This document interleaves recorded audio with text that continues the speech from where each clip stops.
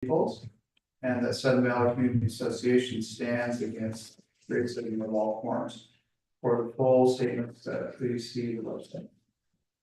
Okay, so I thought first what we'll do is go through a brief introduction of the members of the committee, including some. So anyway, I'm Rick Asai, chair, board member. Tom Henning is our vice chair, also a board member. Kolleen hopefully is on. Kolleen Mitchell hopefully is on her way. There's Judy. That's Judy.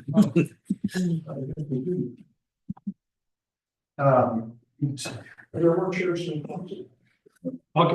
There were. I might have to go upstairs and get some.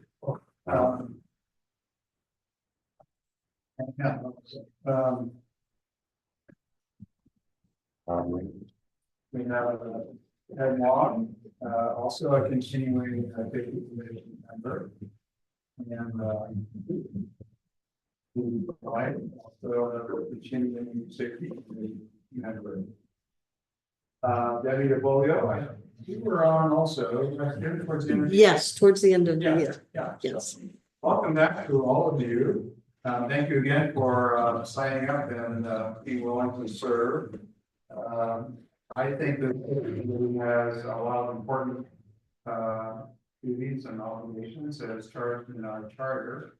Hopefully you got copies of the charter that I sent to you. It's basically the same as last year. We also have today joining us Tom Fields, who's going to give us a first presentation later on another topic. So, any questions about the charter? It's pretty, we have. Thank you for sending it ahead. Sure. So, just to summarize, basically, we are charged with setting up events and programs for the community to educate and inform them on safety issues, to encourage involvement of community members, to recruit volunteers, to promote our events, to develop and submit articles about the safety activities going on for our newspaper, and to report regularly to the board on what we're doing and when we're going to be doing it.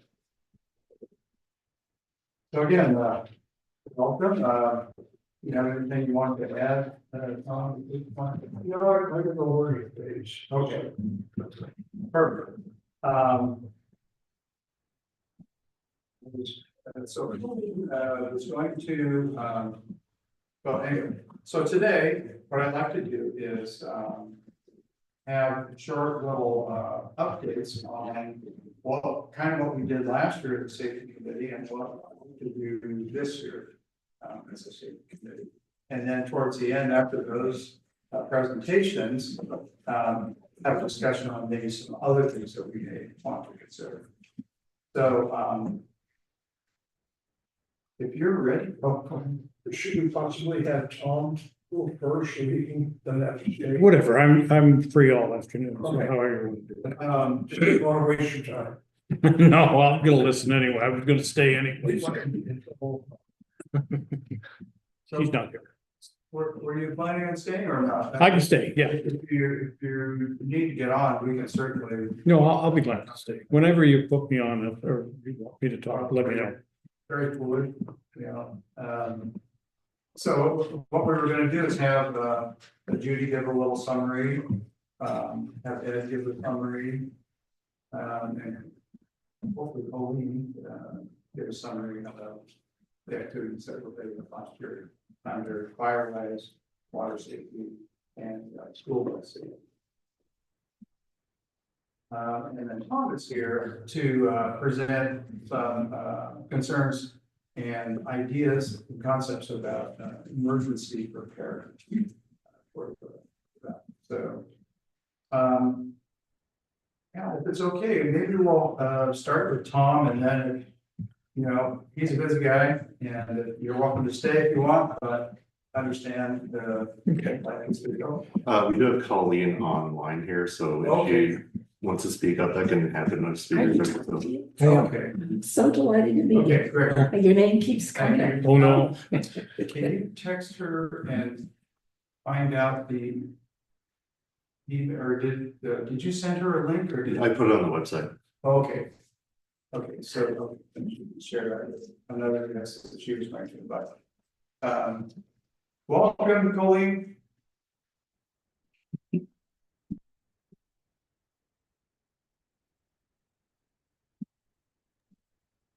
Hi, thank you. Sorry, I was I am my own secretary. I was on the phone with a patient. I apologize. Okay, can you hear us okay? Yep, am I audible? Okay, great. All right, so what I have listed first is you, Judy, if you're ready to go on. First. Okay, well, the big event that I was involved in was the May 15th preparedness workshop.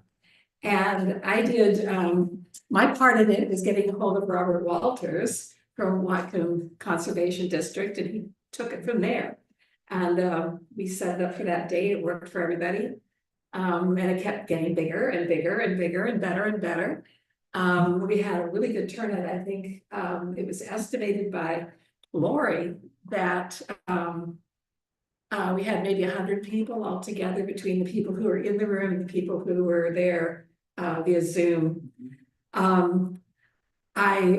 I thought it went really well, but I'd give it a B because I think that a couple of the speakers weren't effective in the sense that they were hard to understand and hard to hear.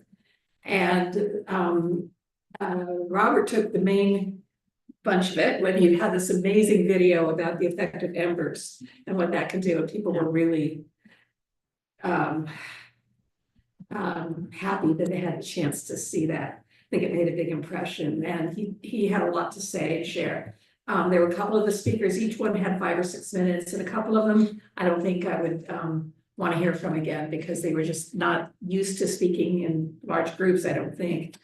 Or sometimes when you get someone who's got 5 minutes to talk about what they do, they talk about the theory and the who pays them and all that stuff. People want to know the nitty-gritty of what it means to them, what can they do for me?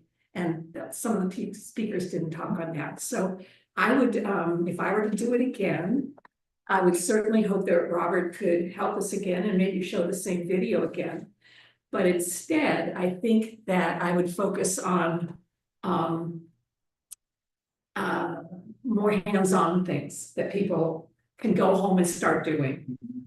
And one thing that when I met with Mitch Knowles, our fire chief last year, briefly, I said, what are the top 3 things that you would like people to know? And the first thing on his list was go bags.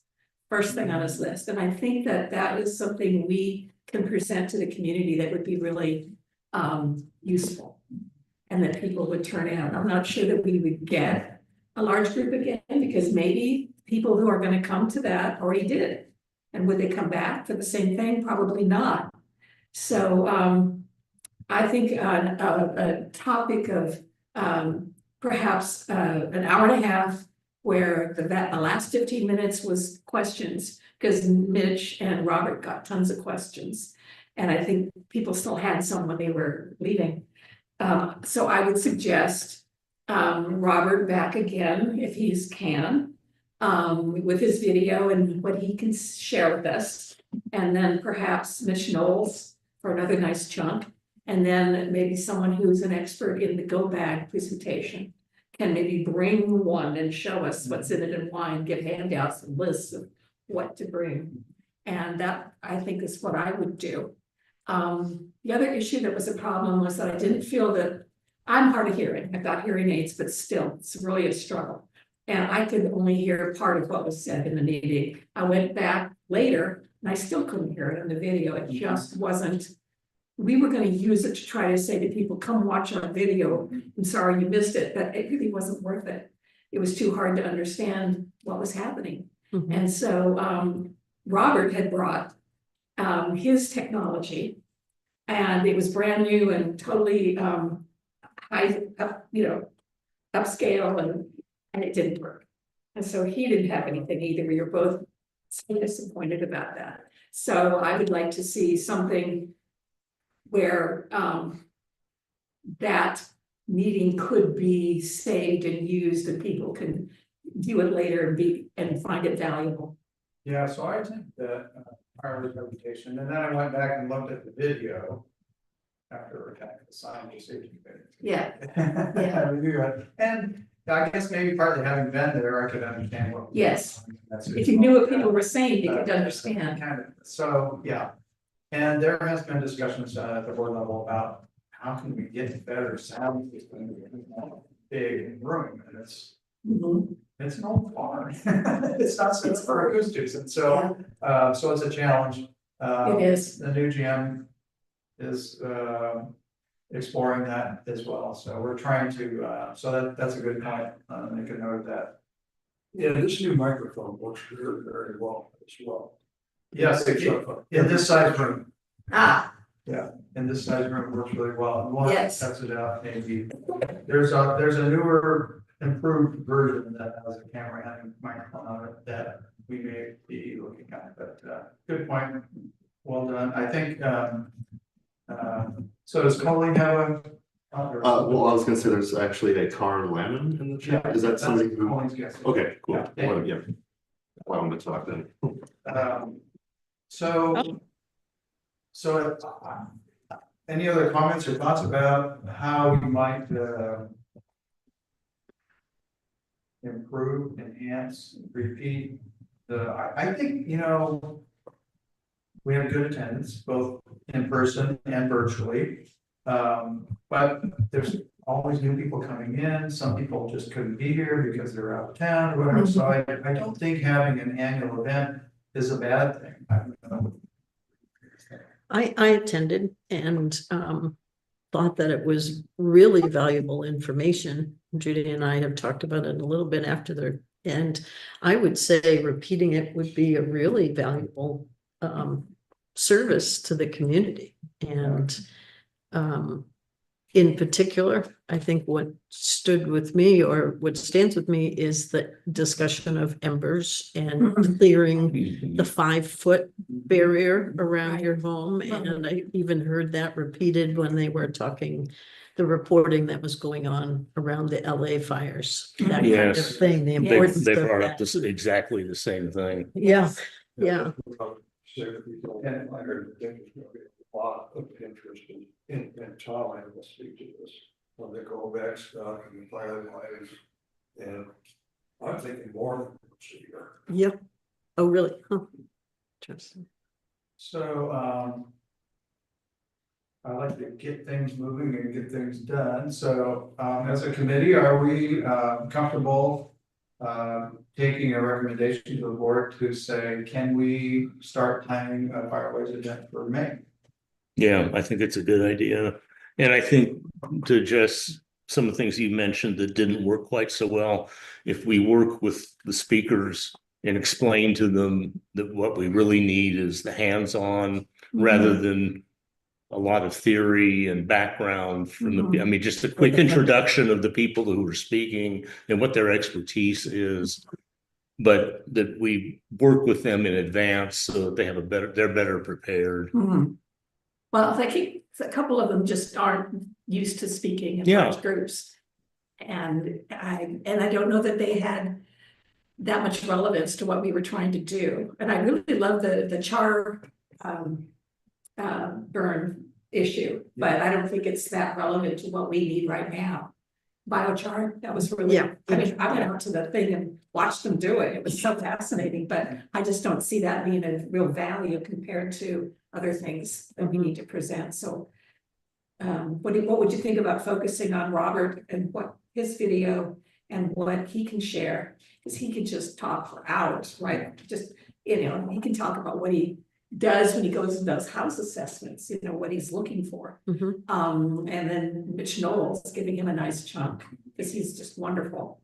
And questions and answers and maybe a go bag demonstration that would take maybe 15-20 minutes. So those could go an hour and a half themselves. Maybe adding excuse me, adding some testimony from somebody who had them go do a follow-up at their property. Yes. To talk about specifically what it entailed, how much Yeah, time was they can involved, bring and the some outcomes of that. Yeah, this is something. Mm-hmm. And then you could follow up, some of it's none of Firewise enhancement. Follow up with Robert's recommendations. Having an article in the View about it to help, educate, demonstrate basically how well that can work.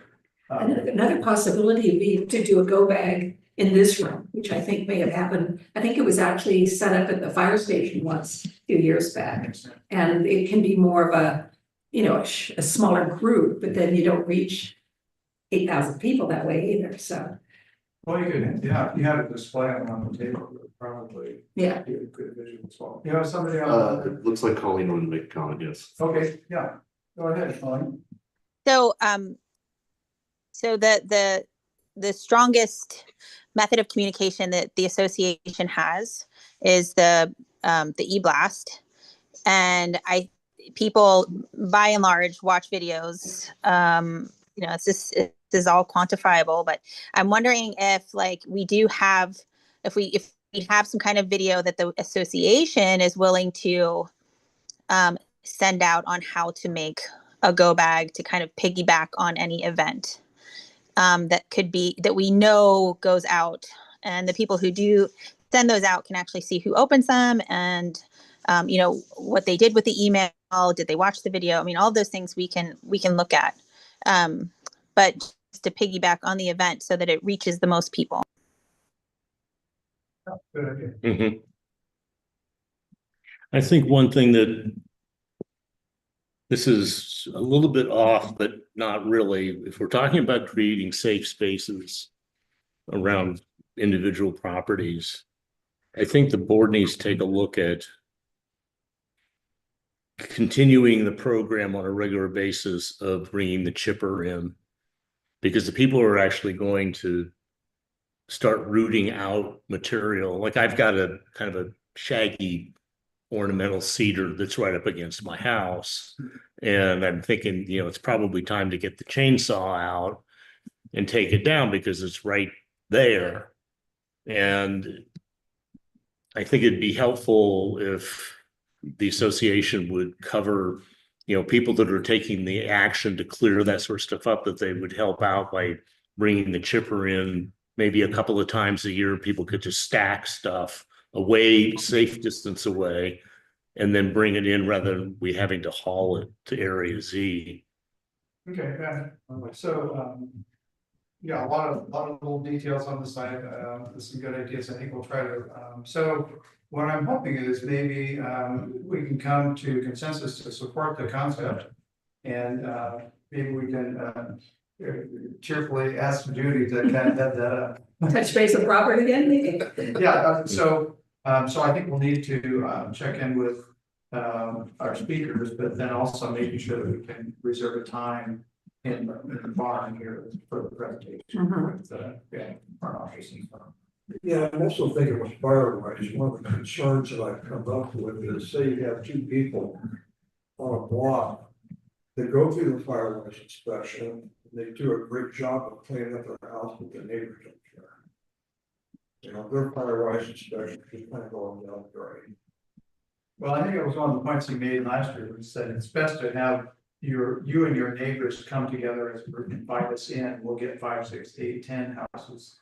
Every kind of thing. So I think that's one of the things I recall taking away from that discussion. So we can't really do anything until we get kind of the blessing of the board, but we can take this concept to the board, present it at the board meeting, and then as soon as we get that, then we can give Judy the go and we can get started on it. How do you want to, this is sort of housekeeping. Do you want a formal motion on this? Do you want to just nod heads? What is? Well, I'm fine with doing a motion. It's probably best. So we would. So moved. Okay, so the motion is the safety committee recommends that we have a Firewise type of presentation, including other speakers. I don't know, make it kind of general. With a permission to go ahead with planning for an event in May. With publicity in the view.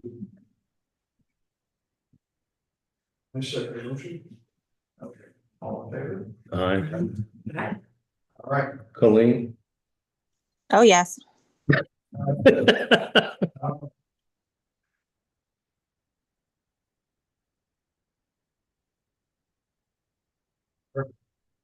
Thank you very much. All right.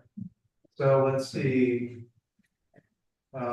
Next I have Ed on water safety. Okay, I'd go by Ted, Okay. but that's okay. It doesn't matter, but Okay, that's what it. All right, perfect. okay, sort of by way of background, I'm down at the marina area quite a bit in the warmer months of the year. And even sometimes this time of year, because I've got a couple dogs, I use the dog park quite a bit. But during the summer, one of the things that always the reason I'm down there is because I teach kayaking. And I'm out on the water a lot. And one of the things that has been concerning me ever since I moved here is the number of people that go out of Sun Valley in all kinds of watercraft and they're not wearing life jackets or they're not dressed appropriately. And anybody who has taken a dip in Lake Whatcom knows that even the summer of the water is pretty darn cold. Now, high summer, shallow water, it's, pretty temperate. But if you get a high wind, the lake is deep enough and it churns up that bottom water and it's achingly cold. State law requires all people to have a life jacket available. Does not require them to wear them unless you're below a certain age, but you have to have it. And I see people out all the time that don't even have it. They're dressed in cotton t-shirts and blue jeans. And it's not a safe thing to do. The worst offenders are the paddleboarders. And they seem to think that they don't need that. And the law is specific. Paddleboarders also have to have a life jacket. And it has to be on their boat if they're not wearing it.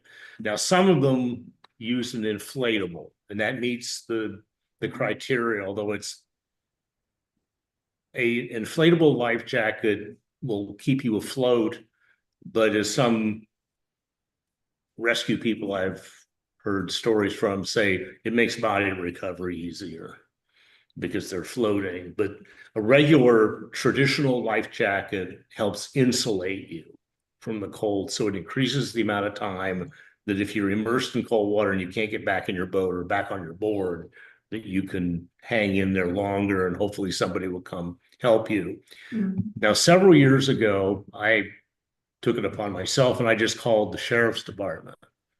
And I asked them, I never see the sheriff's boat at this end of the lake. They're always up at Blue Del Donovan.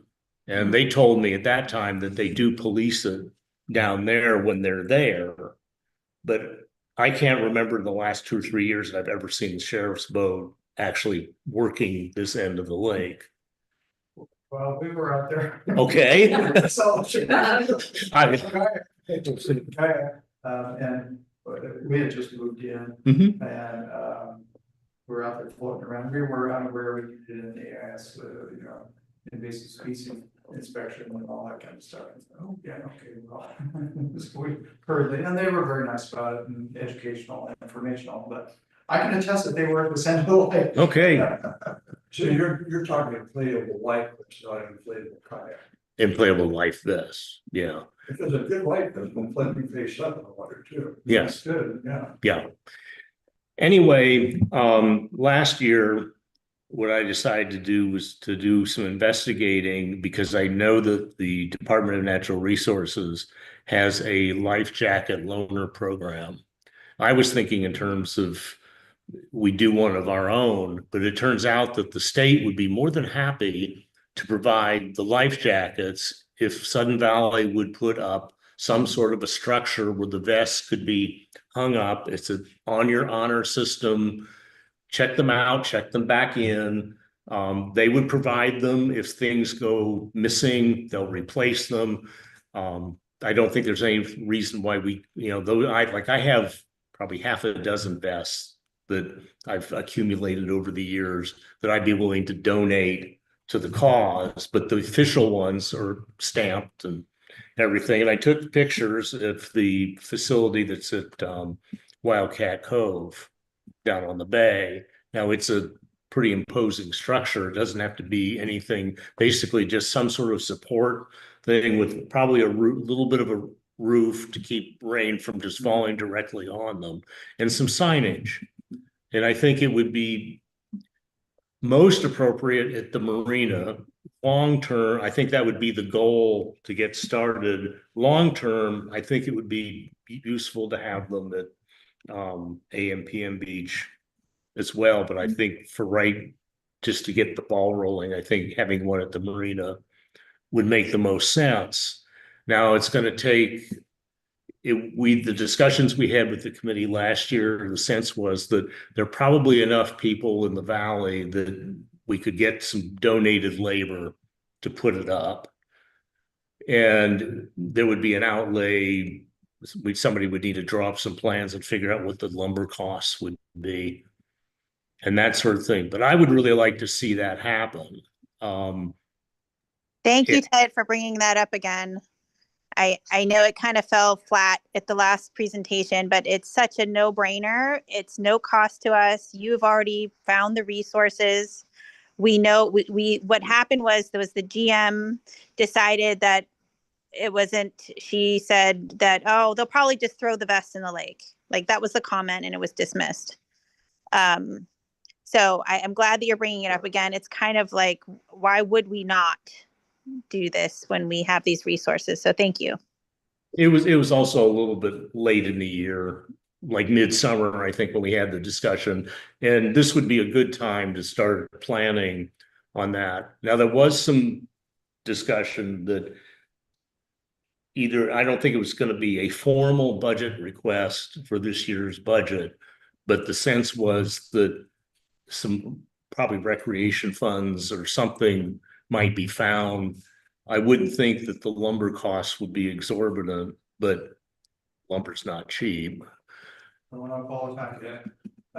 like I said, and I've got pictures and I made a rough drawing and I can forward the photographs to everybody so you can kind of see what that one down there looks like. It's a pretty big structure and it's designed so that they have like a big map of the Bay Area on one side, which we wouldn't need because we have one on the building down there.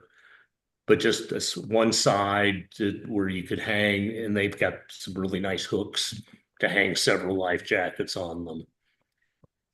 So for the size of the marina that we have and other boats, and of course you got your kayaks and paddleboards that are also encumbering the area. And not all of them sent it out, coming from around, right? Well, it's public. My point is, well, how many life jackets do you think is appropriate for the size of the beach? I think the DNR folks would help with that.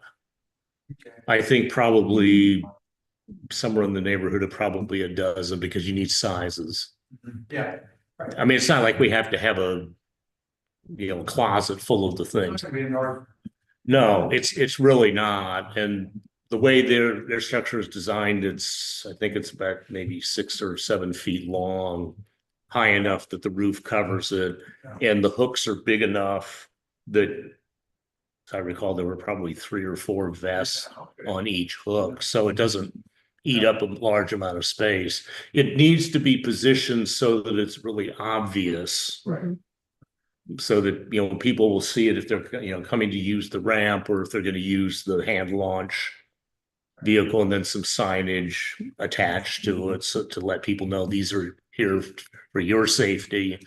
Please use them. Please return them when you're done.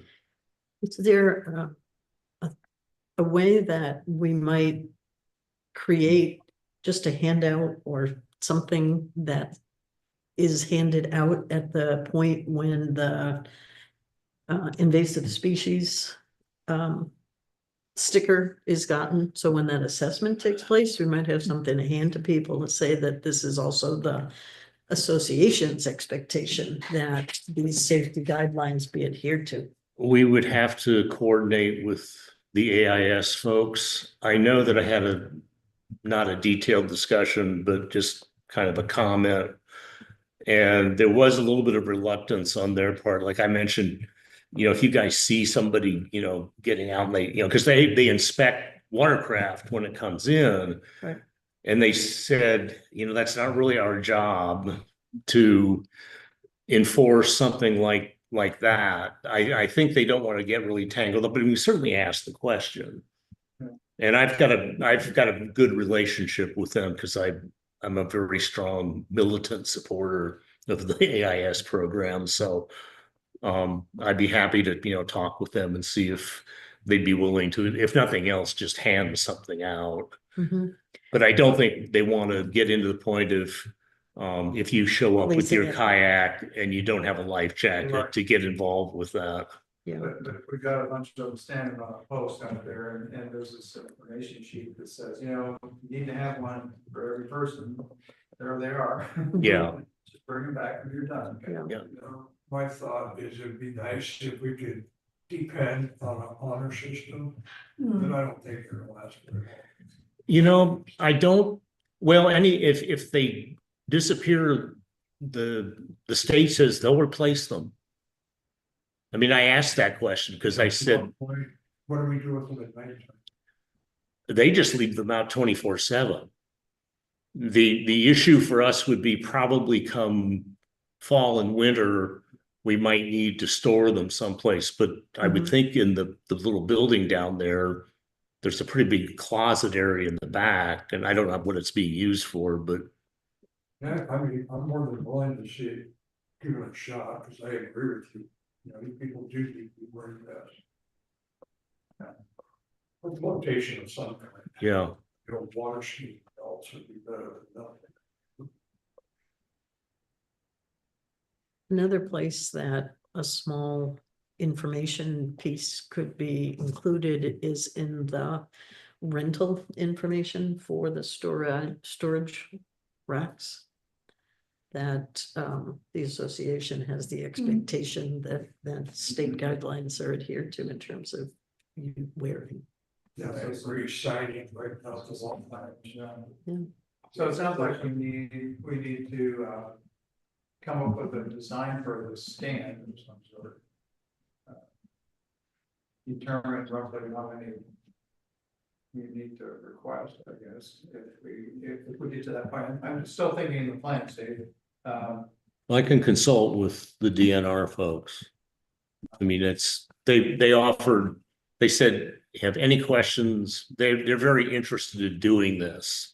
It's not just that we're putting an extra job on them. They want to see it happen because they know what's going on. Yeah. And their opinion is the more of these we can get all over the state, the better. They're putting them in at river launch sites and things like that. So They got the statistics. Yeah. I served for about a few years back. I got asked to serve on the statewide water safety sort of citizens board. And we had a number, I think we met once a quarter for about a year and a half. And our focus was on boating accidents and fatalities and dealing very much with this whole business that people go into the waters in this state and they're not prepared. I mean, if you're running rivers, it's glacial melt, it's ice cold water shock, and hypothermia is not the key issue. It's cold water shock. And that's the thing that we need to drive home, particularly with the paddle boarders, because they say, well, I don't need it because I can get back on my board. It's that falling in will do it, regardless of whether you can get back in or not. And that's a whole educational thing that, I wrote one article for the Views last year. You can certainly tweak and do something else again if it seems to be appropriate. Yeah, so are you comfortable kind of researching more of that? And bringing Yeah. something back to the committee, and I think, next meeting should be soon enough before the warm weather season. Yeah, there it is. Good, Judy, thank you. That we get ahead of the ball, so to speak, so, that would be great. Yeah, no, I'll be happy to do that. Super. It's kind of my area, so. I picked up on that watching a couple of your videos. So I did right. Oh. Uh-oh. That's a good thing. Yeah, absolutely. Thank you for joining. Absolutely. Well, if you want to see the really scary video, it's on my website. Go look up the Coldwater Boot Camp video. The US Coast Guard a few years ago put this out. They took a bunch of volunteers, in other words, cadets. And I think they were up on Lake Erie, but wintertime, they had them just wearing like cotton sweatpants, sweatshirts, no life jackets, and they made them jump off a boat into over their head water. Look at their faces when they hit the surface. Every one of them is like this. Yeah. I'm so sorry to interrupt. We have I just for sake, we have a guest from Washington State, Target Zero he has to leave shortly. So I do not mean to interrupt, and I am very sorry, but in order to hear from him, we're going to have to get started soon because he's going to have to jump off. Motion. Sure.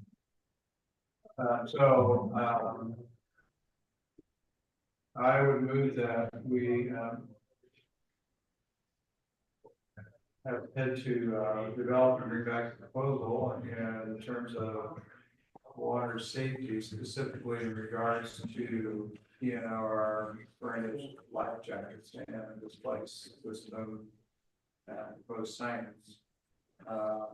Bring that back to the committee. And we can kind of maybe, if we need to tweak it a little bit, and then take that to the board for whatever necessary support. I second that. All right, any further discussion on that topic? Okay, all in favor, say aye. Aye. And opposed? Okay. You never want to second anything more. So you like to, huh? Okay, Colleen. Come on. Thank you. I'm so sorry. I want to honor the time that that Carr Lanham of Washington State Target Zero, who has come to other previous board meetings discussing traffic safety, particularly around bus stops with Sudden Valley, and he had asked to join the call today because this is his expertise, and then he and I had a call earlier today with Cindy Dennis of Bellingham School District Transportation Office. Carr, I know you have to go. Did you want to start and then I can wrap up? No, can you hear me okay, Colleen? Yes. Okay. No, why don't you go ahead and present your idea, Okay. and then I Yep. can follow up. Wonderful. Okay. Judy, can you hear me? Can Judy hear me? Some of it. A little bit? Not about you, Jimmy. Can you hear? I can hear some of it. Okay, I know I'm just sensitive to her being able to hear what I'm saying. So if there's I don't know how to maximize the volume, but I just want to make sure she's part of it. So yeah, so this is my third year working on trying to improve visibility, safety, get something done at our bus stops, of which there are over 37 right now inside Sudden Valley. But in order to have actionable items, as I've learned on various committees with Sudden Valley, I'm going to start small. And so we were talking with Cindy Dennis about what are some actionable, tangible items we could start with if we go to the largest bus stops, which what we were talking about was Gate 9, and that's Polo Park at Lake Louise. We're talking about Gate 5 to some extent at Lake Louise, and then Gate 1. I'm taking Gate 2 off there because WTA and Sudden Valley are already working on a newer 88. There's already something happening at that corner. So in terms of school bus safety, it's gate 1, gate 5, and gate 9.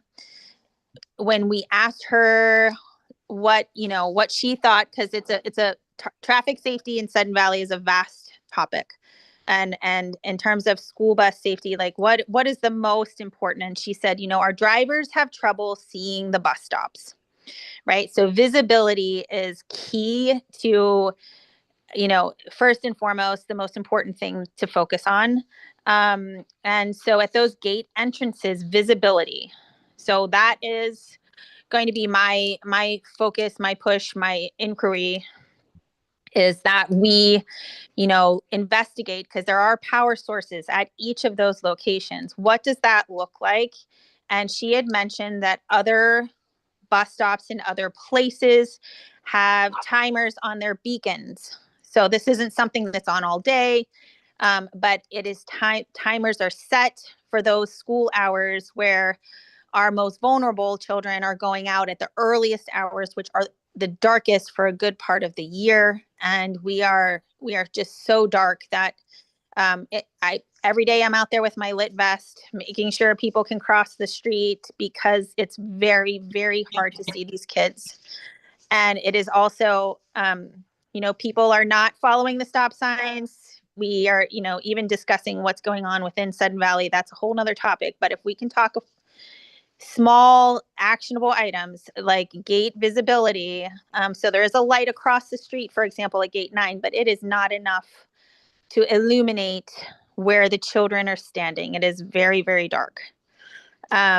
Similarly, there's a shelter at gate 5, but that shelter is not anywhere near any meaningful light.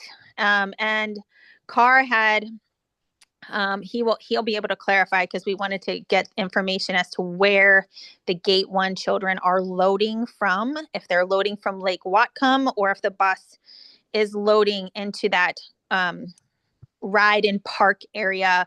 Like, where exactly is the bus loading from? What kind of lighting's already there? It's in proximity to the firehouse, but that doesn't mean that it's well lit. So the ask of the Bellingham School District, if this is Sudden Valley property, what's one thing we could do? And that would be to, make it visible.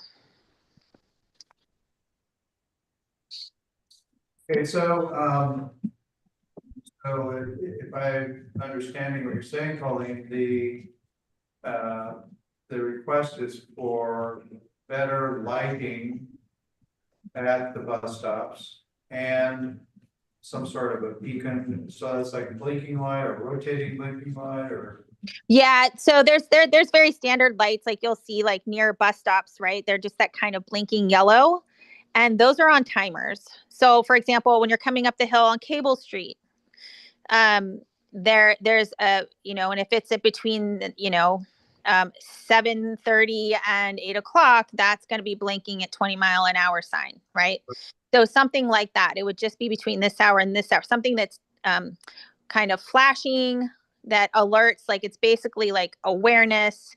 Drivers like remember, like, oh yeah, it's school hour, like there are kids going to cross, there's, and the problem is often at the gates, like you have kids, gate 9, you have older children taking the public transportation. So they are just running across the street because there is no there is no crosswalk.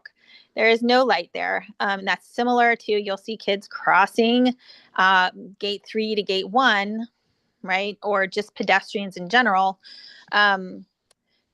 So if we were to just choose the like where the most children are, that are the most at-risk areas, those are the 3. So yes, so like some kind of flashing light on a timer, any amount of illumination otherwise that we can work on feasibly at those locations, which moving forward will continue to be bus stops.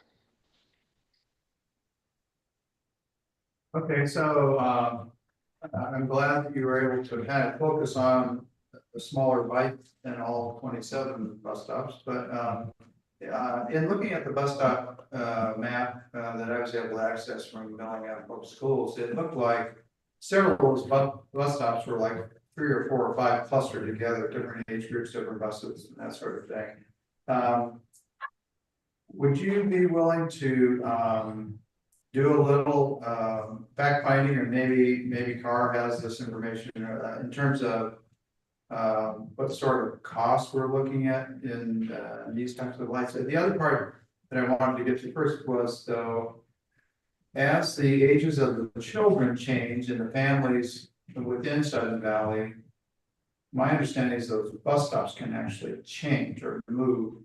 But maybe these are large enough that they aren't subject to so much movement, just because they're more centralized. And That's correct. And we also have permanent structures there. So each of these has permanent structure. So it's not going anywhere. There's not going to be any risk of like, not investing wisely in that area. Each of those has a shelter.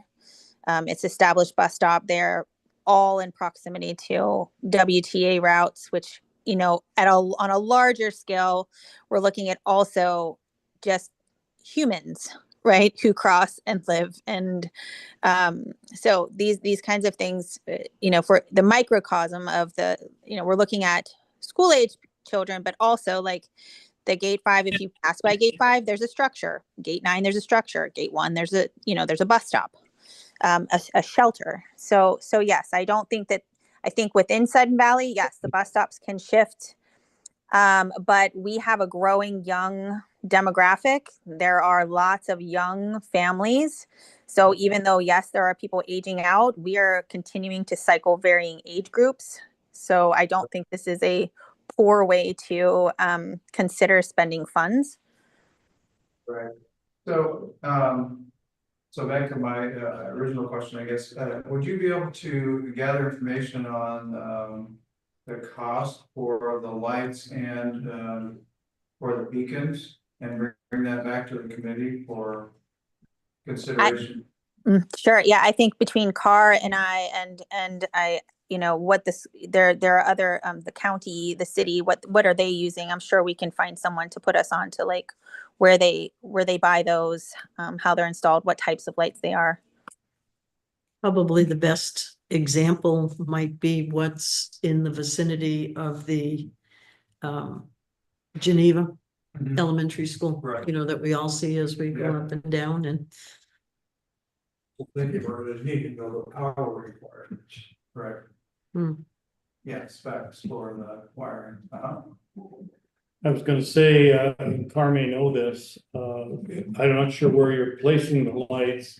But if they're gonna be close to where the bus stops on county roads, the county's gonna have to permit those lights to be put in there. Oh, yeah. Yes, yeah. So, Cindy had mentioned not like there's a rule, and there's the way that it works, it has to, there is county funding for these kinds of things, but our bus stops I don't believe, I think Carr, correct me if I'm wrong, but she was saying it doesn't fall into that within visibility rule or. That's correct. They look at the visibility as cars approach that intersection, and there's a distance, what they have a calculated formula on how that works. Yes.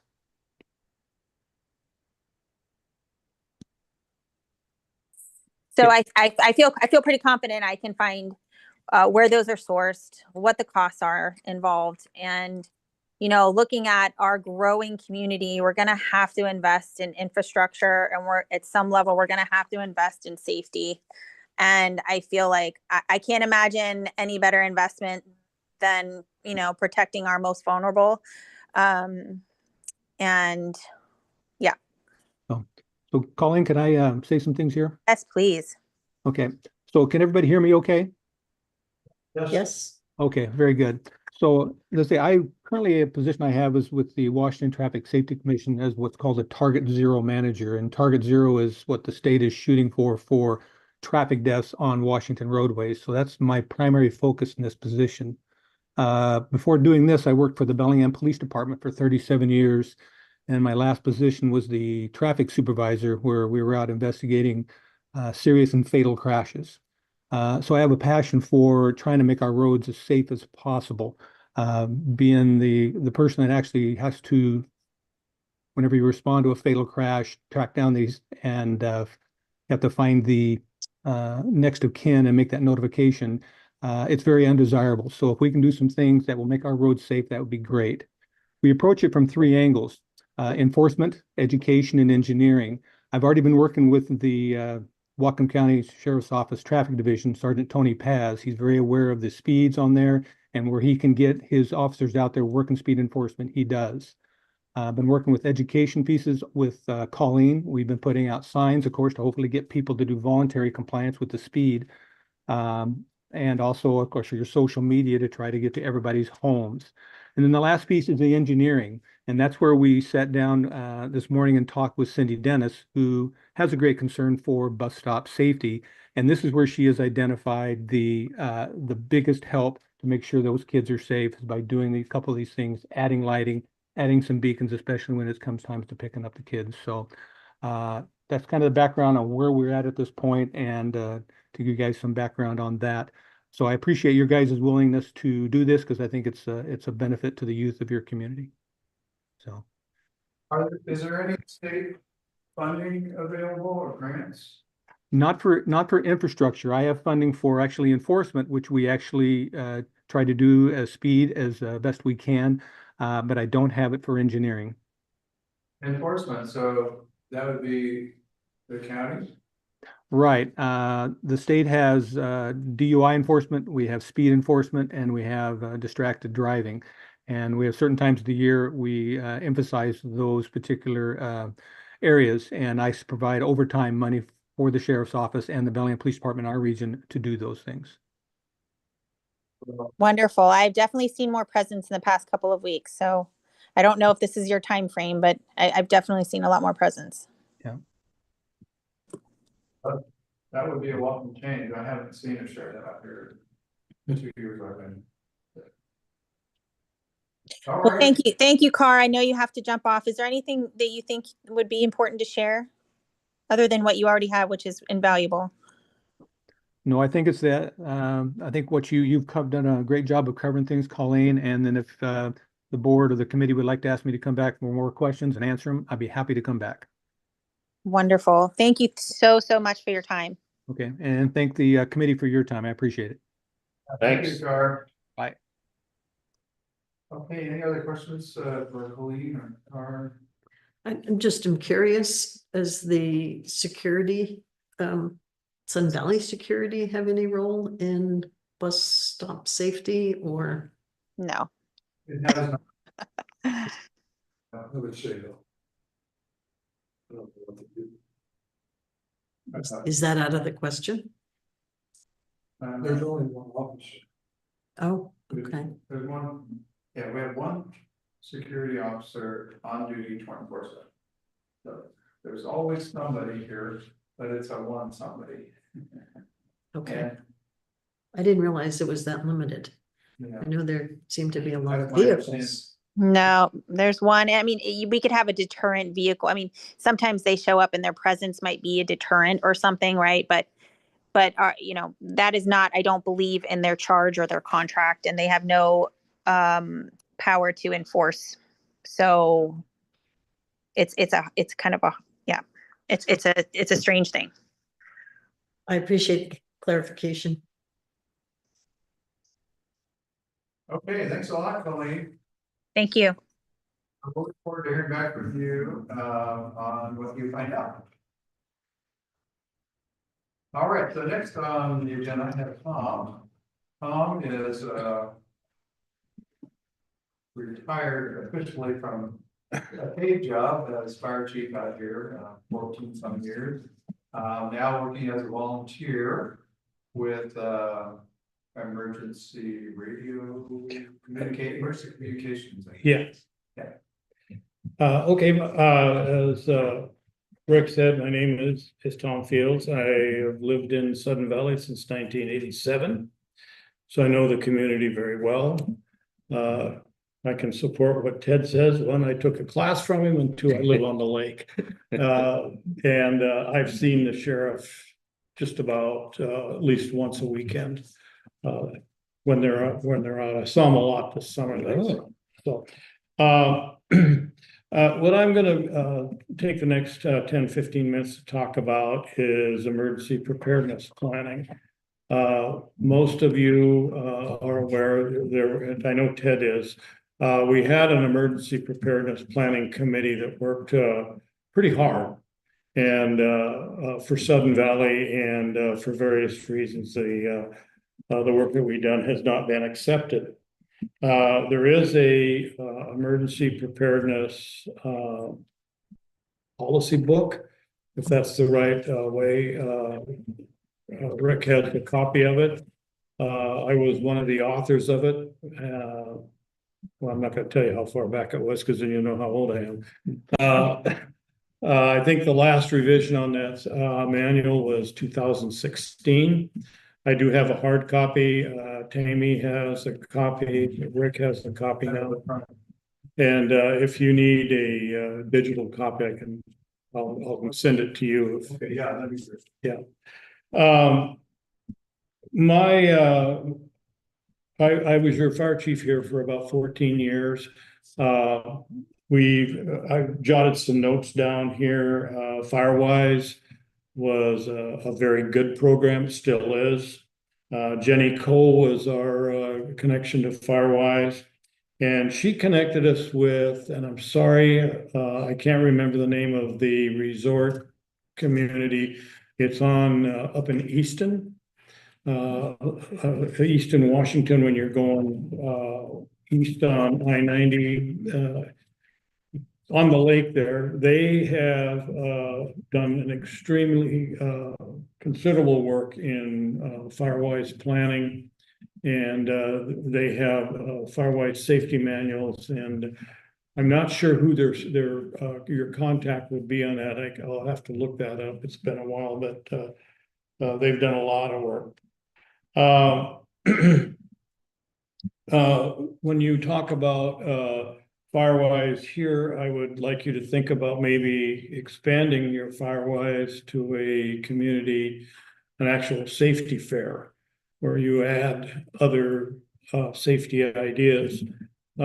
We did that here. I know of at least 3 or 4 safety fairs we did, and we acquired grant money, and we gave away go bags. And I know the first bit we gave away over 80 of them, and it's just the basic stuff. You can add whatever stuff you wanted, and that was very well received. And in that safety fair, there was all kinds of safety things. So Firewise could be there. The community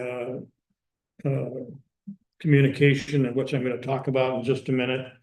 We had a table there.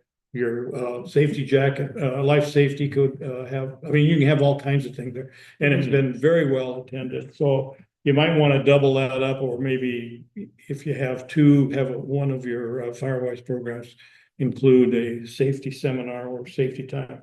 Were those held right here in Sudden Valley? Yes, they were. They were up in the barns. In where? In the barn. In the barn. Yep. Good. Very well attended. We gave away all of our safety or our go kits. So a couple of things that I know that there's concerns in the community about emergency preparedness, and it looks like the number one concern is, how do we evacuate this community if we have to? And there's 2 comments on that. One, how do we evacuate a gate area, such as gate 1? Gate 5's got 2 ways, but one of them is, not very good place. Gate 9, I'm sorry, gate 2, and then how do we go from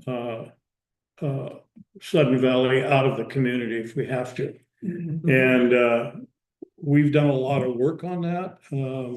I believe there is a chapter in the book that talks about it, but the last revision to the safety manual, or the preparedness manual that we have was 2016, so it needs some upgrading. I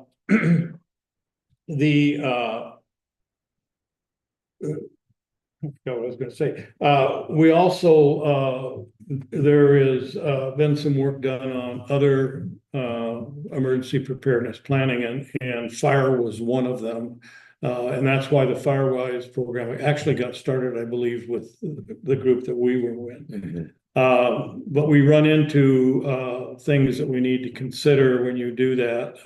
One of them is we're in the watershed, and the county has some pretty strict constraints on what you can do as far as taking trees down, or they're pretty good about brush, but if you have to take trees down, it gets to be one of our biggest concerns is how do we mitigate or how do we prepare for a wildland fire in Sudden Valley? And one of the members of the committee, previous committee, did a significant amount of analysis of fuels, and he came up with some ideas, but you run into where's the funding come from, and who's going to how do you deal with a homeowner? And I heard it said earlier, well, I'm not going to take you're not going to cut my trees down, or you're not going to take this brush away from my house. And that's an issue that I don't know how you deal with. We never got that far. So the other thing that I wanted to bring up to you that I think that it would be a good idea, and I am not a committee member. I met with Rick and Tom yesterday, and my role right now is I'm titled Emergency Coordinator / Radio Officer for Whatcom County. And we have what we call the Whatcom County Sheriff's Office Auxiliary Communications Service. And I am the leader of that. And it's mainly ham operators that in time of a major emergency, we're going to be facilitating communications between units in the field, requests for supplies, services, all kinds of stuff. I could be here for an hour talking about that. And Sudden Valley is pretty good about that. I'm also president of the Sudden Valley Amateur Radio Club, of which we have 22 members. And we have what we call ACS members that are qualified. So if as an emergency communicator. So right now we're struggling a little bit because our radio systems and everything we use were housed in the Sudden Valley Fire Station. And we all know what's going on there. That we had to remove most of our equipment. There's still a repeater that we use, and a computer that we use for communicating outside Sudden Valley. And that will be coming down as soon as they start doing construction. One of the sad things for me, like I say, I was your fire chief for 14 years. And one of the things that you're missing is we have a program, and I don't know how many of you are aware of it. It was called 1610 AM radio. And it's a public service radio. And the best way to describe it to you is if you're driving down the road, you see for road conditions, dial 1610 or 530 on your, that's exactly what this is. This radio system the system is owned by the Sudden Valley Amateur Radio Club. We bought the transmitters, antennas, controllers, and everything. And the license to transmit that, it has to go through a governmental agency. So South Whatcom Fire Authority holds the license, but we do all the broadcasting in that. The antenna for it is still up. It's down at the Sudden Valley Fire Station, but that'll be coming down as well. There's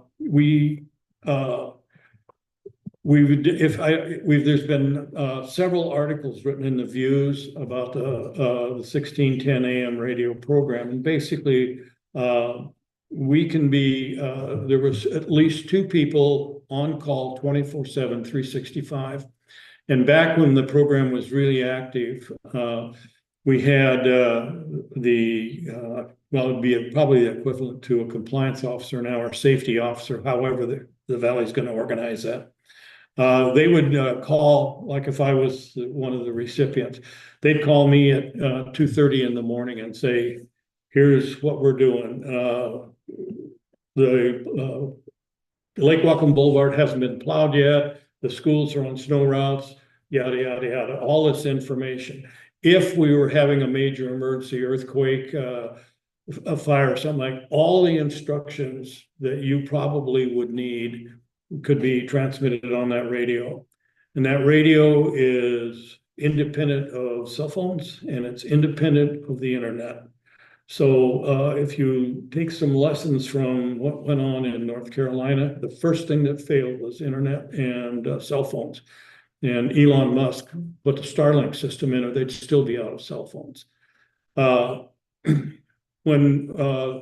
When we had this program active, one of the previous board members out of his pocket paid for the money, and you'll see the little blue signs that say 1610 AM radio. They all should be removed or taken down because it's not there. We don't have it. All the transmitters and every equipment is in storage right now. And when I talked with the previous general manager about it, she was not real receptive to supporting that radio system. So it hasn't been used for 2 years, which is terrible. If those of you that have been around, I know Tom has the Paradise Fire down in Northern California. There were several deaths in that. It would have been 3, 4, 5 times the amount of deaths, but they had that radio system up and running. And so a lot of people are knowledgeable about it. I would like to see that put back. I'd like to see the community support it. How I get information from Sudden Valley to put on that radio system, that's something that you and would have to make a recommendation to the board, and the board would have to come up with that.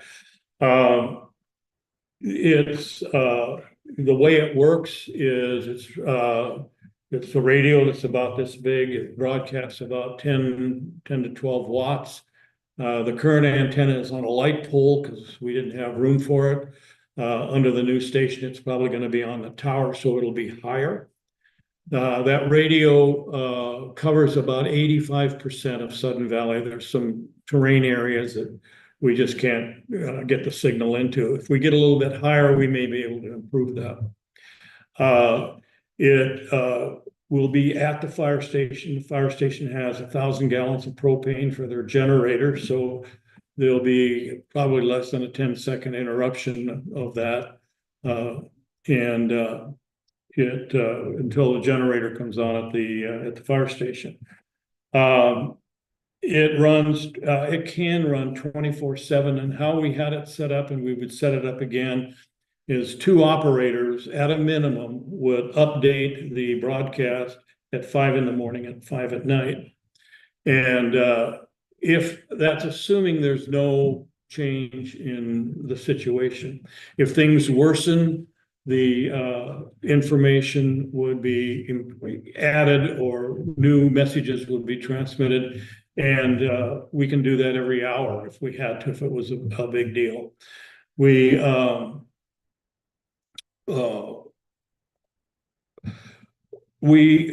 don't have to be at the fire station. It works remotely. So it's through a company in Seattle. We can dial up, and through a cell phone or any kind of a phone, we can put a new program on the radio. So back when we had it active, we'd get a big snowstorm and we'd have all that information, school closures, where the buses are going to stop. All that information was on there. And we can put information on there, like you could advertise this meeting on there. But you can't advertise the Sudden Valley Sewing Club. But it has to be safety related. Yeah. I'd like to see the signs put back. I don't know what happened to them when they were picked up. They've been removed from most of the gates. Our program was, we had blue signs at the mailboxes and at the entries to, like in gate 1, and they're missing. I don't know what happened to them. Signs for, It says 1610 AM radio monitor, you know. so currently, until they're back up, they should be down, but when. Yes. When we get the system up and running, they should go. Yeah, if there's no sense in putting the system up if the community is not going to support it, because where do we get our information? Right. I don't have a contact, and the previous general manager said we don't have anybody that can provide that information to you. You said earlier that, you know, cell phones and internet are very susceptible to disasters.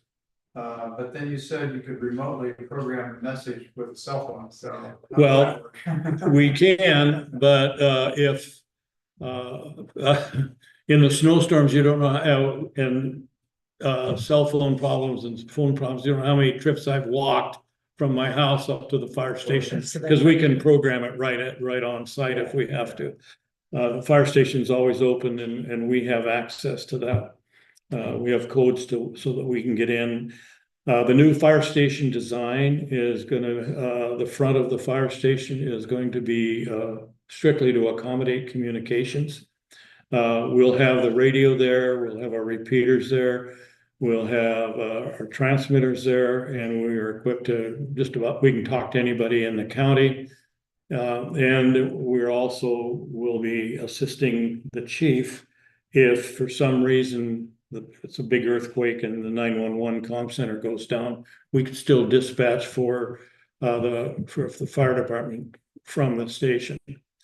Along with that, any questions about the AM radio system? I can feed you all kinds of documentary or documentation of how successful it is in keeping your community safe. So actually, maybe let's try to wrap up. So can you kind of narrow down what your ask or request is for the safety committee to take to the board? Well, number one is I talked to you about, I think this committee needs to be a standing committee, not an ad hoc committee. And you need I've lived here for a long time, and you need a bylaws change to make it a standing committee, because what we don't want is to put all this program together and have a major board change a year and a half from now, and all the work you've done is for naught. We have a history of that already.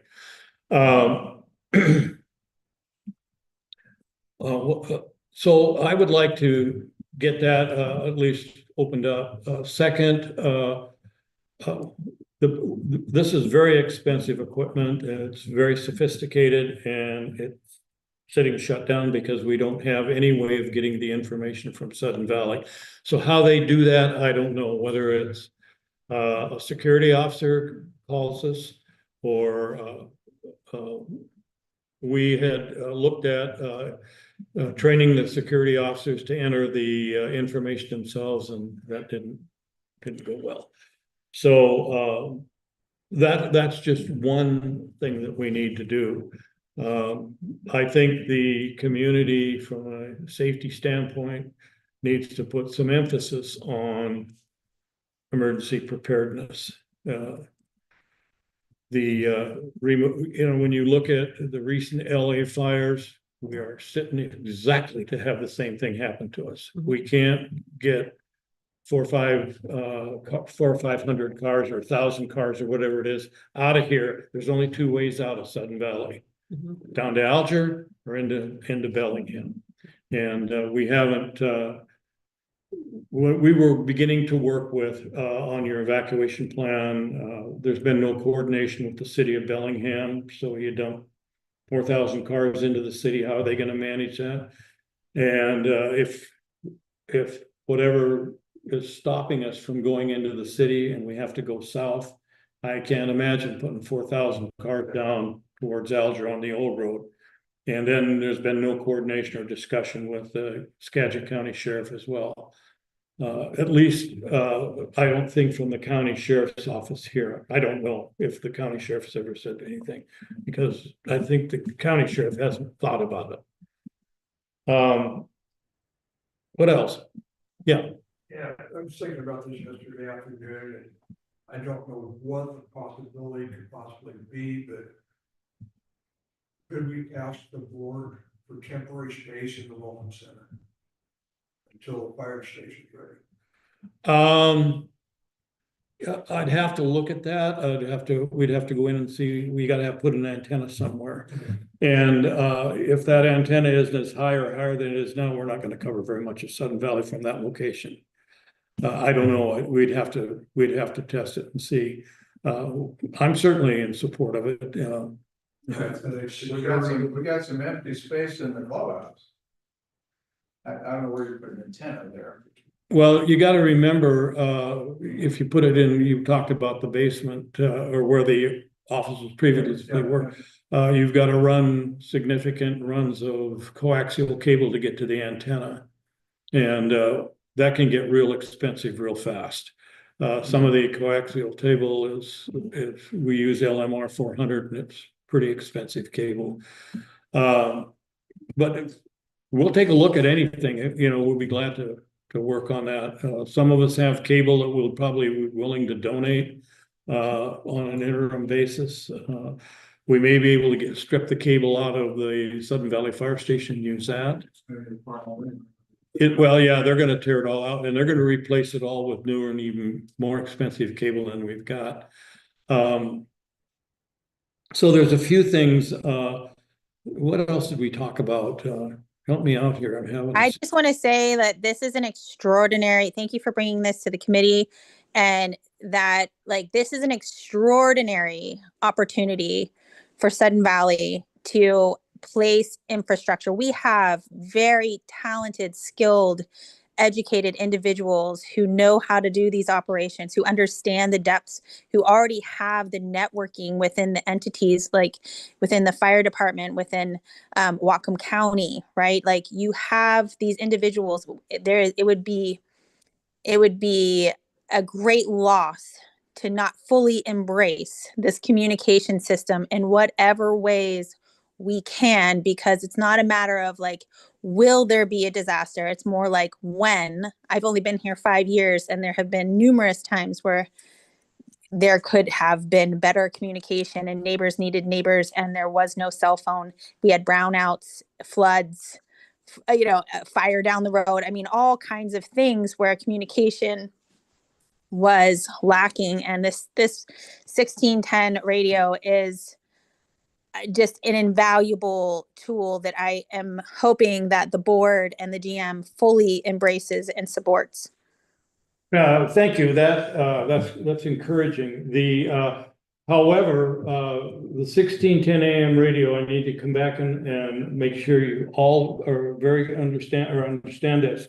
The radio is owned by the Sudden Valley Amateur Radio Club. We actually bought and paid for it. The license to operate this radio is owned by South Whatcom Fire Authority. Whatcom County has nothing to do with any of this. They can't regulate us. If anything is regulated, it's the Federal Communications Commission. But so Whatcom County can't say yes or no. They won't even know about it. We don't have to deal with them. I remember when this was up and running previously. Very effective. It is. It's extremely effective, especially if we're trying to evacuate the community. You can say, all the people in gate 9 go this way, all the people in gate 2 go this way. The messages, I think they're run about 6 minutes, so you can get a lot of information out, and it's on a tape, so it just keeps repeating itself. Was it operating when the fire down the southern part of the? No. Was not that? No. It has not operated since the previous general manager took that position. What's the expectation on when it will be up and running? I mean, you can lay the groundwork, but when do you think it's going to be possible? That depends on when we get a new fire station. The fire station, and that's a Chief Knowles topic of discussion. I believe the architectural drawings are completed. I believe they are, if not, they're very close to begin the permitting process. And I don't know how Whatcom County is going to deal with that. To me, that should be critical priority. And I don't know if you could have influence on that or not. I think you could. So, but for that step to occur, the bill's gotta be done. We're looking at the end of 26, the second. Pretty half of close. 26, right? So if we want to do something in the interim, it'll have to be maybe looking at some of the space that we have and looking at the feasibility of where would we put an antenna and how much cable would we need? Would we be able to, so just a what if? Okay, we find a space that could work out in the clouds. We find a place where we could hang, put up the antenna. We gather up some cable. Is it feasible for the Ham Radio Club to loan that equipment? And will the license for the fire station allow us to operate it on our property? It doesn't have to be a property. Okay. And would we loan it to you? No. Would we put it up for you and operate it for you? Absolutely. Totally different. Okay. The one criteria in your putting it in the welcome center and that power outages, you've got to be able to keep it running. That's when you need it Has most. to be a generator. So, yeah, and depending on how, if it took you, you know, I don't know how long it would take to get a generator up and running at the welcome center, but it would possibly, if there's a big delay, it would require a complete reset of the system if it's been down for a while. So those are questions that we can talk about and address when we get They there. have a backup restaurant, might, because we have the big free burgers and stuff. I don't think they I've do. never seen. Yeah, I don't know. We're right up pretty good. Does the antenna have to be physically connected to the radio unit? Oh, absolutely. There's no way it could Bluetooth. Bluetooth No. it or microwave it or some way so that it could be. I mean, I know nothing about this, but we have a great big huge antenna up on the mountain over here. We cannot get on that. You can't get on. No. No, that. That's too bad. It is too bad because we'd put a repeater up there in a Yeah. heartbeat. Because it gives great coverage. They're one of the high points on the golf course. Is the antenna. It's on a light pole in the parking lot at Station 22. Yeah, if you, I see it. I've seen it It's, before. yeah. Yeah, it's not the best location, but the best that we could do. With the new fire station, there's some speculation on whether that tower that you see in the back of the station is gonna stay, or if they're gonna put a new one in. We're hoping that we can use that one. If not, if they put a new one in, the 1610 AM radio antenna will go on that, along with our VHF frequency antenna, or UHF frequency antenna would go on it, and there's probably one or two safety system antennas for public safety. So that's basically what I have, except, question? I just wanted to go back to something you said. And I think this is the foundation of this entire committee and all of the efforts that all of you have put in and brought here today. And that is, like, we need to not waste our time and consider asking the board for a standing committee. In 2025, we need a standing safety committee, as you mentioned, and because all of this work and effort could be completely lost. And I have, in the short time I've lived here and the committees I've served on, lots of committees that there was changeover, and then all the work led to no actionable, meaningful change when the board changed. And so I second that. And if there's any way that this committee can be the committee that puts forth that, there is no question that the community would support a standing safety committee. Doesn't the bylaw change require a vote of the membership? Oh, yeah. Yeah, it would require. It can't be just the board action. Well, that's right. Well, let's put it on. In a heartbeat. We just have to develop a bylaws. It would pass. Caution. you know. There was a plan to tie it in with the last election in November, and then it all went Yeah, away. Don't know what happened, but that was sort of the idea that that would have been done in the AGM as part of that. Well, I wanna close by stressing my importance of the work that has been done. I'm sorry, is it Colleen? Yeah. Yeah, what Colleen is saying, it's a tragedy. We've lost a lot of it. I have a lot of notes and minutes yet, but a lot of that work has been lost. Yes. And we need to open up or start again and get this planning done, because like yesterday, I'm not gonna throw Tom under the bus, but I will. He said, well, you know, if worse comes to worse, I just go down to the lake because I'd be safe in the lake. And I'll bet you 80% of the people living in Sudden Valley say, well, if we have a fire, I'll go down to the lake. And yeah, you will. You won't burn up, but you're going to suffocate from the smoke. And they don't think about that. They think, oh, the lake's the safest place to be. Yeah. And what we need to do is we need to have a very good program and plan on how to get out of here if we have to. anybody watched the fires on Maui, heard what happened to the people that went down to the water. Yeah. And the quickness, you know, and you brought that to my attention when we met last spring, just within minutes, and again down in LA, not having any time to do. Yeah. All right, thank you very much, Tom. Yeah, Appreciate my it. pleasure. Thank you, Tom. We will Thank you.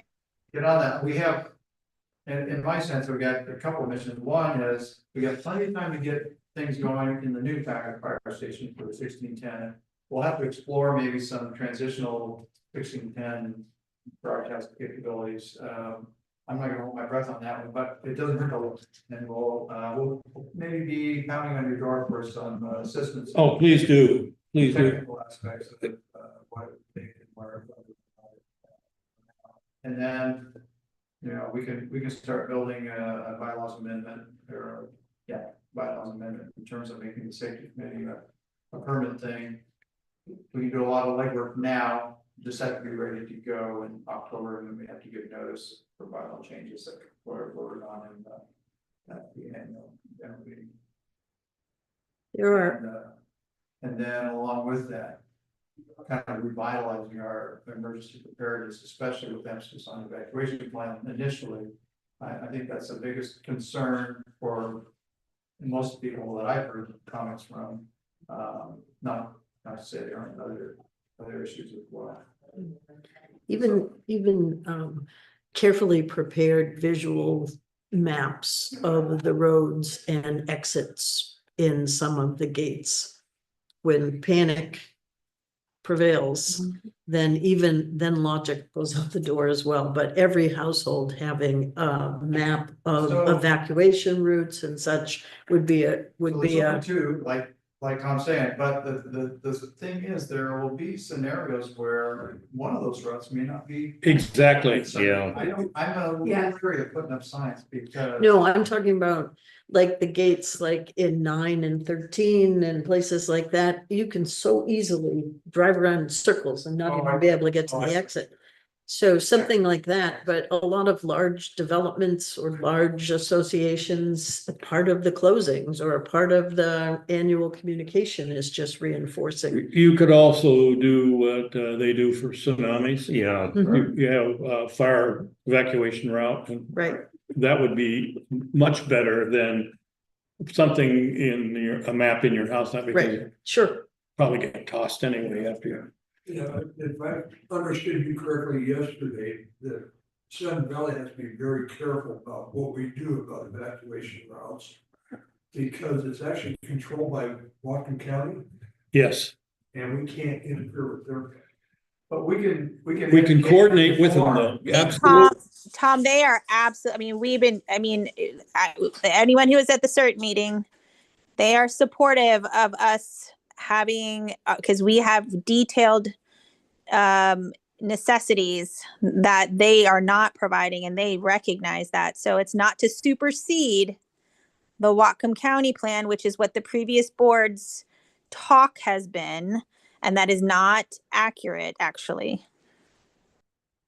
what meeting are you referring to? The Can CERT meeting? I jump in on that one, Colleen? Yes, please. Sir, you guys, you're sitting with a group of people ready to go, spring loaded, ready to go to start working on helping your community during a major emergency, and it's called CERT. And it's CERT, all capitals, and it's Community Emergency Response Teams. And it's a training, I think it was 8 or 10 classes that you take. And I highly recommend it, because what you do, then you develop teams for your neighborhood, and it's much like the old family emergency preparedness planning and evacuation. That this goes back into the early 1990s, and we actually did drills, and all of that work is gone. But we did, it was neighborhood preparedness is what they called it then. And we also had what we called a beacon program. And the beacon program is very similar to what Portland, Oregon had, or has. Ours went by the wayside as well. So other questions, anything? If Rick has my business card, and so does Tom. If you come up and you want to call me and talk to me about it, especially with the communications and our capabilities and what we're going to provide, just give me a call. I'm retired, so. I'm wondering if anywhere in Sudden Valley there is a generator as part of the HOA property. Does the dance barn have one? Do you know? Does the You don't want me Welcome to Center? answer that? Does the library? Does the South Whatcom County not that Library I'm- have one? Sudden Valley has one somewhere, because it was purchased for the Gate 1 guard shack. Because that used to be where when we had the full security program here with better than it is now. And they were always sitting out there, and when the power went out in the dark, and we actually complained about it, and they bought a generator, but I don't know what happened to it. It was never installed or put up. Well, in Gate. wherever we can find that generator and put it might be a good place to. Well, Yeah. that kind of leads me to another question for Tom, because Tom and I go back Yes, we do. on the safety stuff for a few years now. We had discussions that at one point Sudden Valley had equipment that seems to have disappeared.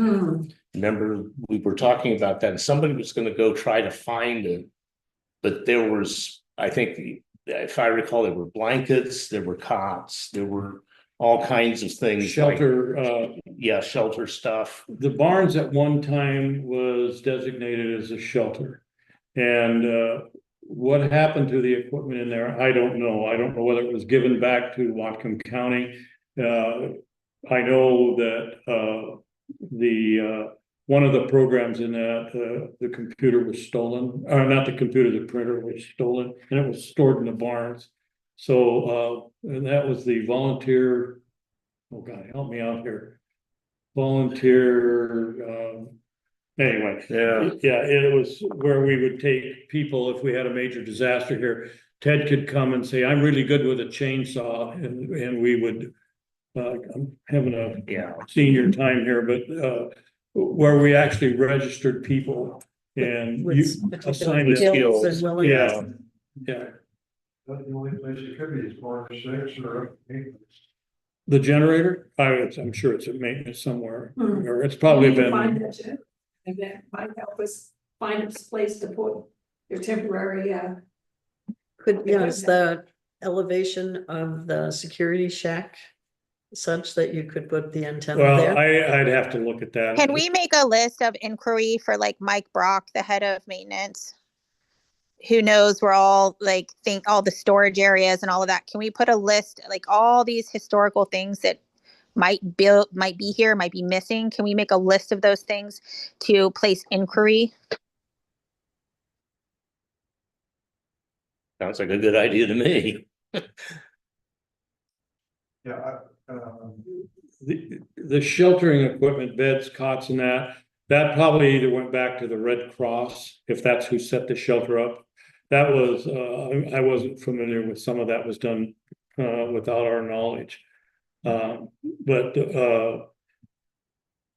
There is no shelter out here right now. But we would have then a solid place to start from if like that, if a committee member wanted to, you know, if the committee itself wanted to help rebuild or have resources, we understand where we're at and are very real about it. Right now, there's a lot of gray, like we used to have, and you know, I hear people tell me stories of things that Sudden Valley had but doesn't have, and so maybe if we just establish like what we have, we can see what we need. You know, look, you're happy to take mine. Where he goes. I don't think it was a very expensive generator. I think it was probably, you know, maybe 1,000-watt hand carried generator, but it was something. And if we were to put the radio system at, I don't think it would fit into the guard shack, but the antenna would be so low that. How many, what capacity, how many, well, I guess they're watts or volts or kilowatt generators, kilowatts to run your radio? Oh, yeah, 200. Nothing. I've got a little 1,400 watt generator, and I run all my radio equipment, all of it on it, so it doesn't take much. And I have the capability in Sudden Valley of communicating with anybody in Whatcom County. We can talk on all kinds of different frequencies, and that's another whole program that we'll talk about, that ACS program. So we'll, maybe Tom and I'll follow up on trying to get an inventory of stuff, because I was talking with Keith earlier today about that very thing. There's some dark corners of kind of stuff. Anyway, so what I want to do before we need to close up the meeting is open it up for any other topics or discussion or areas of safety that we need to be looking at. I would like to request that we, at maybe the next meeting, that conversation be dedicated to looking into whether there might be a second exit from gate 1 and a clearer exit from gate 2 examined. I know you mentioned that gate 5 equally the back access, but that's been repaved, and I don't know, I haven't gone to the top of it, so I don't know if it's really better than it used to be. I don't believe it is, because the bridge was barely 1 car wide, and then you have to come down gate 28. Yeah. So, but it would be, it would be better than nothing. It's better than what gate 1 has. Gate 1, we've looked at some areas back of the, what is that, the 16th tee box, back in there. They probably get down to the airport. Yeah. Down through Yeah, there somewhere. and that's what we were thinking about too. Yeah. Yeah, and the grade changes from that back road are not huge. No, they're not too bad. But Yeah. just pushing I've been in touch through with there. people who, but we've talked about this a lot. People, I live 1.25 miles from the closest gate. And there's a lot of people further out than me. In gate 1? 3, 9, 13. And we out there are really concerned. Yeah. Because it's 1.25 miles just to get there. And then like getting to the lake would be a joke. There's no possibility. We would like to see something in the north of Sudden Valley Drive that we can get out. And so we're looking into those possibilities. There's also somebody I've talked to in the north end of gate 1 who's worried too, because it takes them forever to get to gate 1. And so I think we need to look seriously at that, of how to, I don't mean a paved road, just a graded way they can get out. Graded One gravel gate road or and something. spike strips so nobody gets in, but you can get out in an emergency. That kind of I've been thinking those same things. The problem you have is how do you stop people from using it as a daily commute? Yeah. So you have to put a Right. gate, and like she said, with the Yeah. Gate flopping spike spikes. strips. if you come in, Yeah, it's gonna, and and we can make it full of potholes, just, make it people unappealing. people to are use. people, they're gonna, Yeah, with the life jacket program, I have never seen one stolen. And I've been to several places where there's 10 or 12 of them hanging, and I've watched people bring them back and hang them up, make sure they're dried and stuff like that. So yeah. that's a great program. Thank you all for all your contributions. I'm sorry, I have to go. Bye. Bye. Thank you. Thank you. On the back, Thank you. Thanks, Kolleen. who's got my website and my email address. I do have one quick thing I wanted to suggest is that I've been writing some stuff for the views. I don't have anything for February, but was anybody got an idea for March?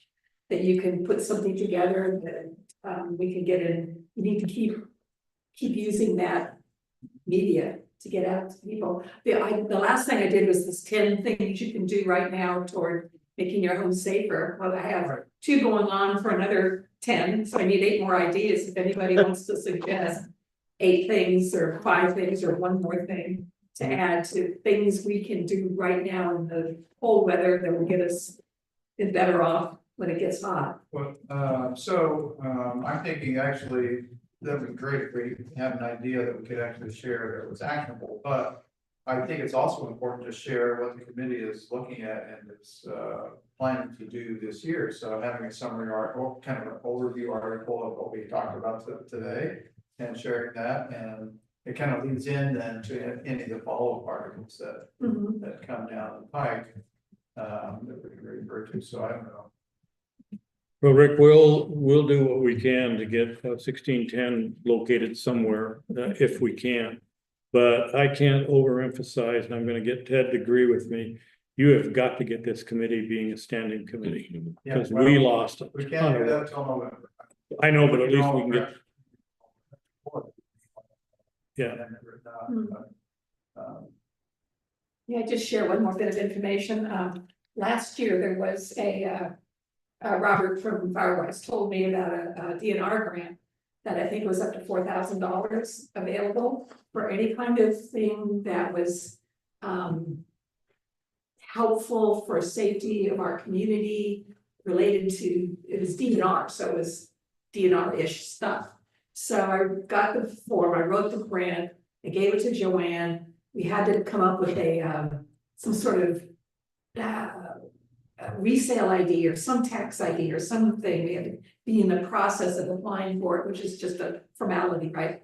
And I said, here's what we're going to write for is the cost of taking down 1 or more trees near an exit or a major road, getting to an exit to make it safer. Always something that's not on private property, just the HOA property, and has already been designated as hazardous. And I guess apparently there's many of them.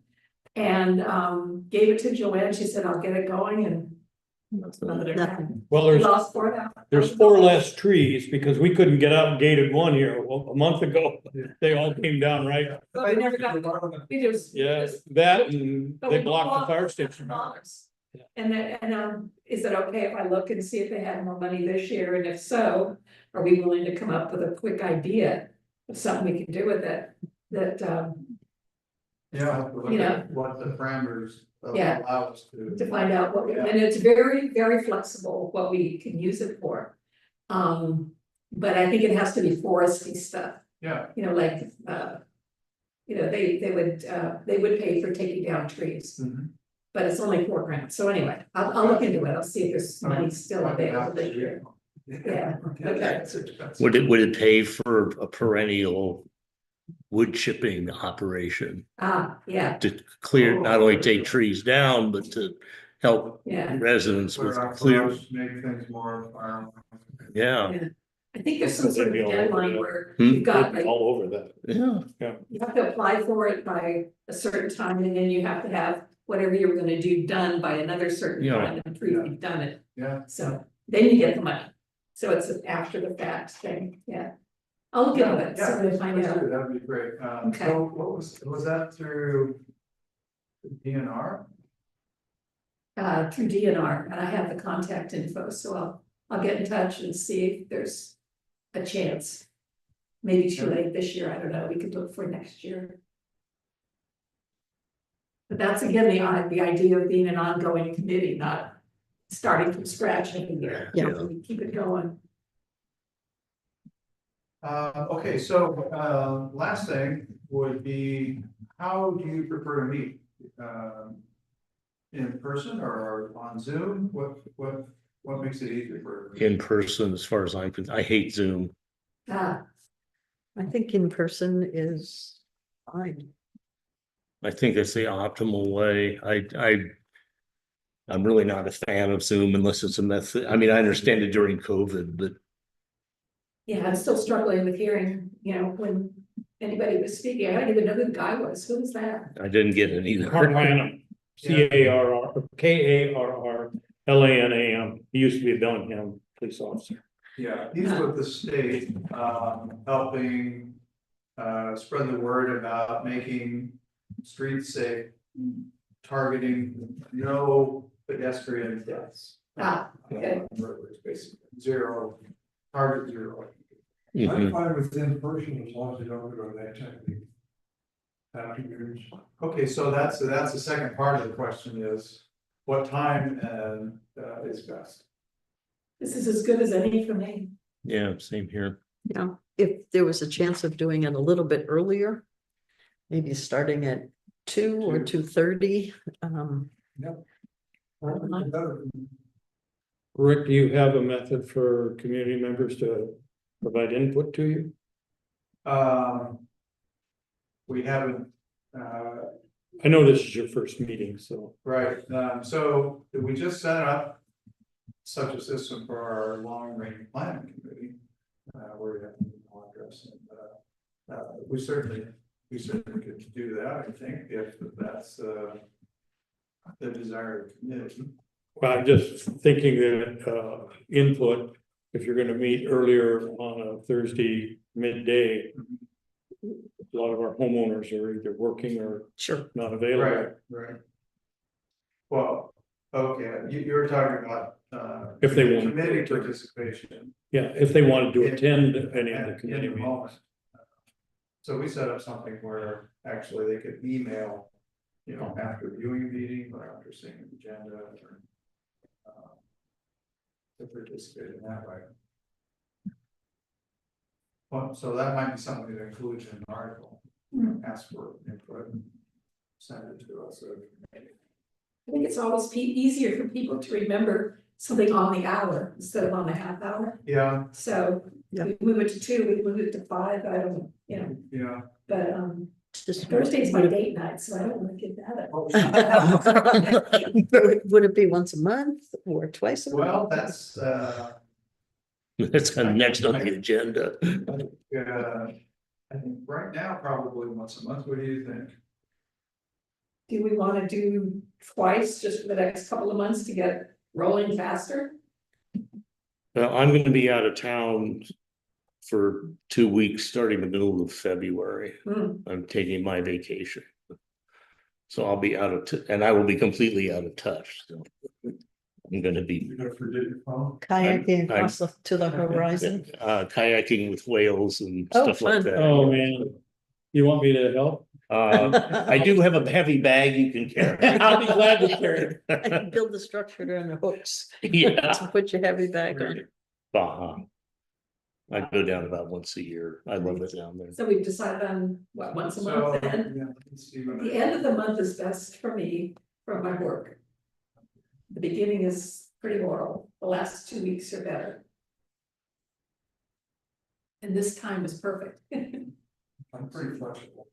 Yeah, I'm pretty flexible too. I If am it's too. just once a month, I will So, do whatever. Yeah, it's a second and fourth Thursday. So maybe like the third Thursday at 2? Okay. Or we can leave it at 3 if you want. I really, it was just a suggestion, but it doesn't, Well, it's not a deal breaker. 2 weeks. Date night, yeah. Fine at 3. No, I mean, Third Wednesday at 2's fine with me. I mean, we've only got 2 board meetings left until time meeting, so. You do have the board meeting issues, yeah, you don't want to, you don't want it the same day as board meetings, do you? No, did I say Wednesday? Oh, Ah. Wednesday, anytime would be fine for me. Fine.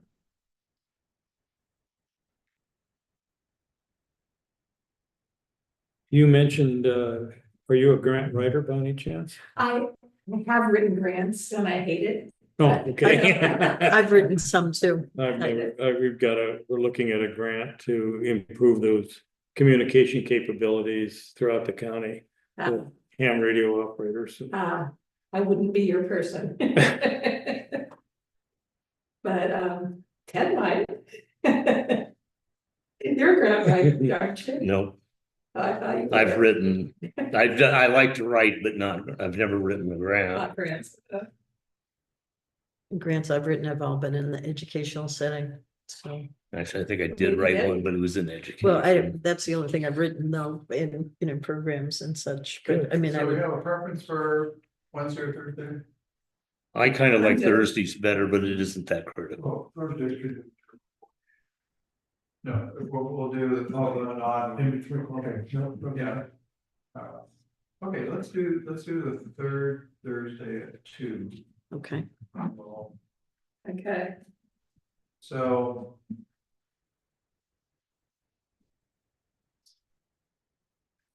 Just out of curiosity, Colleen, is she also the on the 20th? board?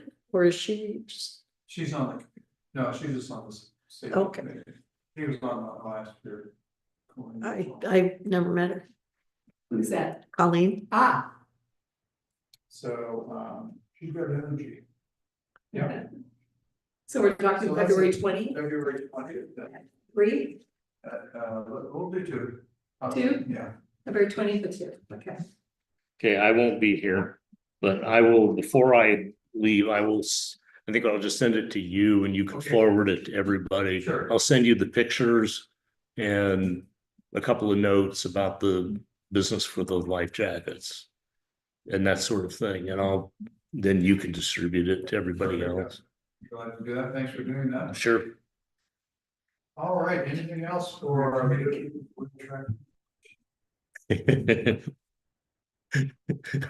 Mark one eyeball.